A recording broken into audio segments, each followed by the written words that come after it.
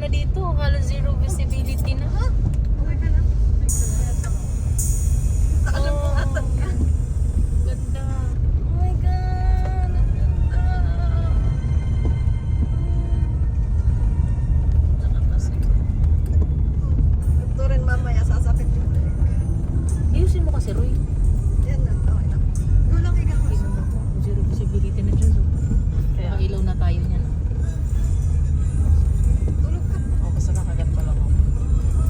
Ito ang ganda. Ay, wait lang po. Unahin natin ang tricycle. What's the rush? Sa Ataros ba yun? Heaven. Sumasayaw kami sa likod.